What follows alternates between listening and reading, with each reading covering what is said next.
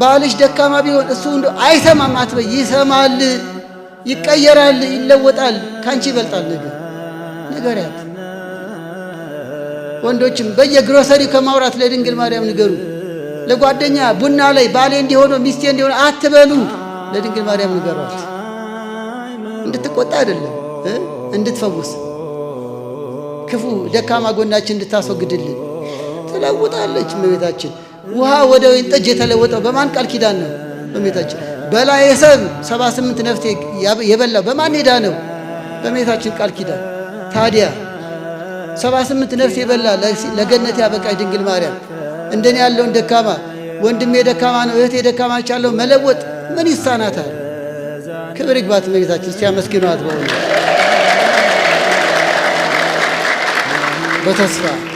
በተስፋ ስምዖንን ላስታውሳችሁ። ሉቃስ 2 ቁጥር 36 ላይ ስምዖን የተባለ አረጋዊ ድንግል በድንግልና ጸንሳ ትወልዳለች የሚለውን እንዴት ይሆናል እያለ ሲፍቅ ነበር። ኢሳይያስ 7 ላይ ታሪኩን ታውቁታላችሁ።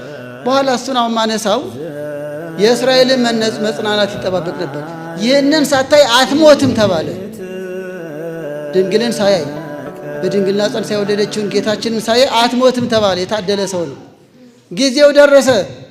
ጌታችንን በ40 ቀኑ እንደተለመደው መስዋዕት ሊያቀርቡ ሰራ የሕግ ፈጻሚ ሕግ ነውና ለእኛም ትምህርት የሆነን ዘንድ ወደ ቤተ መቅደስ ሲወስዱት በዚያ ማን ተገኘ?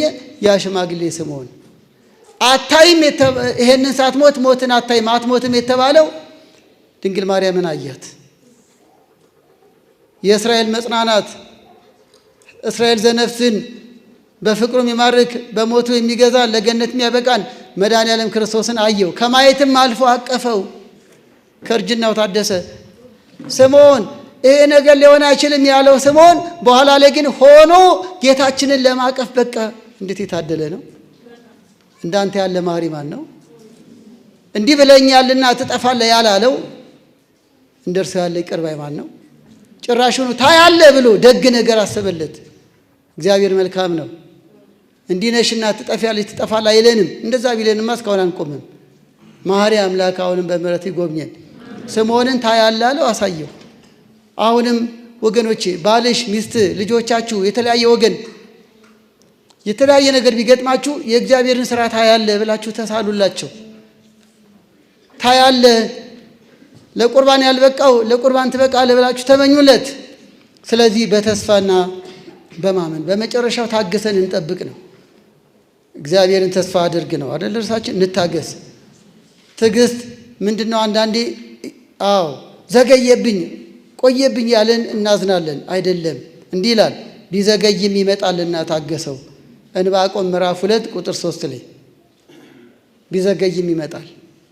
ትዳር ዘገየብኝ፣ ልጅ ዘገየብኝ፣ ገንዘብ ዘገየብኝ፣ ስራ ዘገየብኝ፣ ዲቪ ዘገየብኝ፣ የውጭ ድል ዘገየብኝ። አይዟችሁ፣ ለበጎ ነው። መቆየቱ ለበጎ ነው። ከኛ የሚጠብቀው ትዕግስት፣ ከኛ የሚጠብቀው እምነት፣ ከኛ የሚጠብቀው ትሩፋት ያ ነገር ያለ ጊዜው ብናገኘውና አበላሽ ይሆናል፣ እኛም እንበላሽ ይሆናል። ለበጎ ነው የእግዚአብሔር ቸርነት። ስለዚህም እንደማይሰጥ ይዘገያል፣ እንደማይሰማ